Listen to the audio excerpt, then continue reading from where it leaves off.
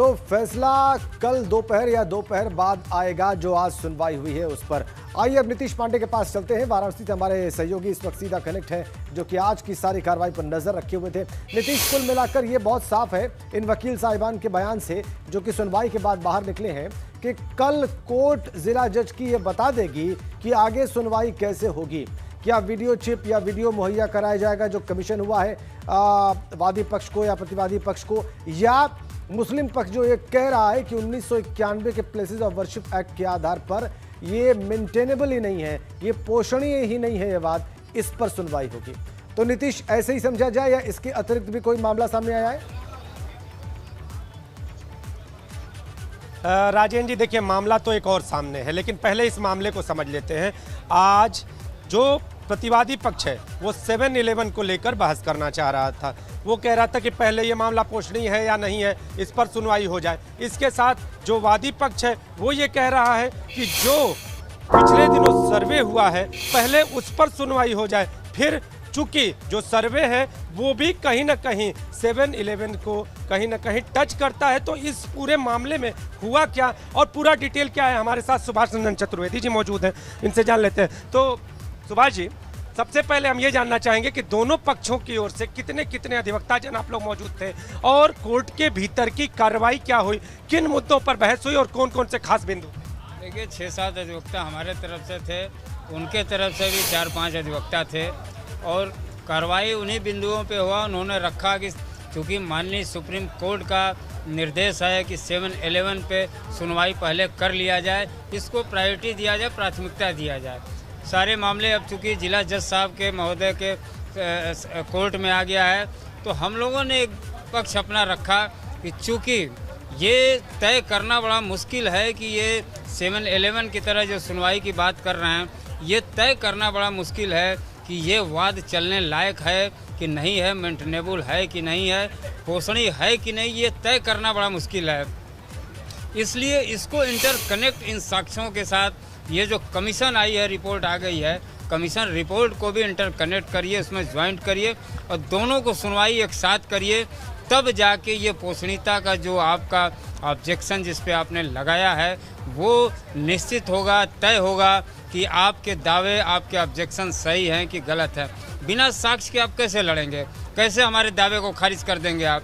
इसलिए इन साक्ष्यों को भी इंटरकनेक्ट कर दीजिए और करने के बाद इस पर सुनवाई करिए। एक हम लोगों ने रखा अपनी बात को, माननीय न्यायालय ने दोनों पक्षों को बड़ा गंभीरता से सुना है और गंभीरता से लेते हुए किन बिंदुओं पर किस बिंदुओं पर सुनवाई आगे कार्रवाई चलेगी, इसके लिए उन्होंने कल का समय दिया है कि कल हम निर्णय ले लेंगे। हमारा आदेश आ जाएगा कि ये जो है केवल 7-11 पे सुनवाई होगी या इनको इंटरकनेक्ट करते हुए इन पक्षों को भी साथ में सुना जाएगा।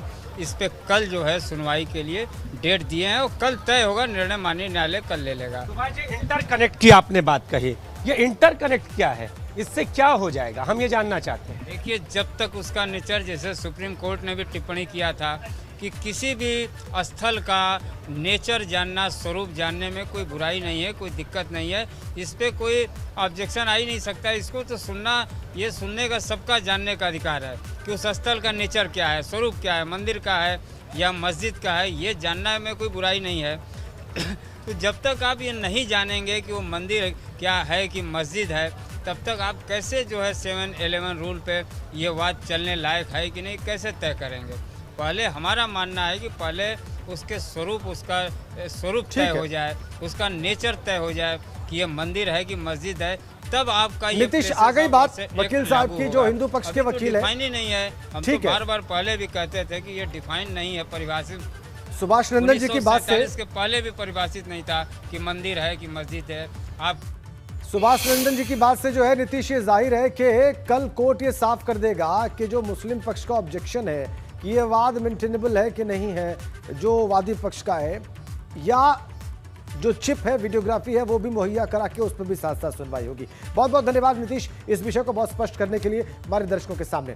आइए अब आगे बढ़ते हैं। यूपी विधानसभा के सत्र की कार्रवाई आज हंगामे के साथ हुई है। पहले दिन ही राज्यपाल के अभिभाषण के दौरान सपा विधायकों ने जमकर हंगामा काटा। सपा विधायक हाथों में तख्तियां लेकर विधानसभा पहुंचे थे।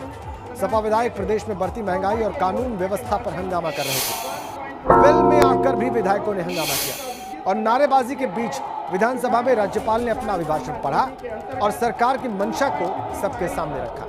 राज्यपाल के अभिभाषण के खत्म होने के बाद विधानसभा की कार्रवाई को कल तक के लिए स्थगित कर दिया गया।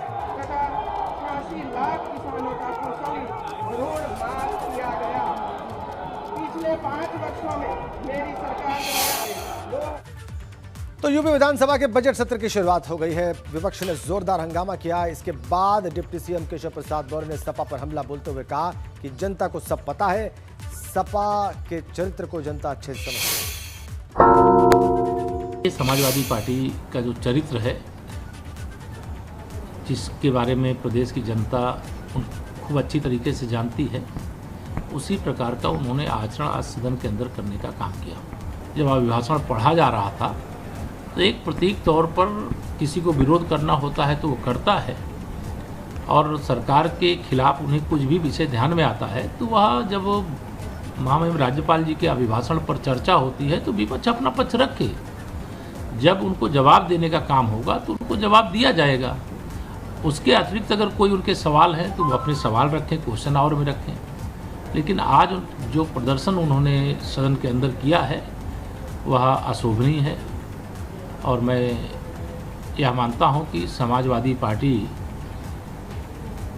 को जिस प्रकार से जनता ने लगातार 2014 से नकारने का काम किया है, आगे भी पूरी तरह से उनको नकारेगी, उनको पछाड़ेगी, उनको अलग थलग करने का काम करेगी।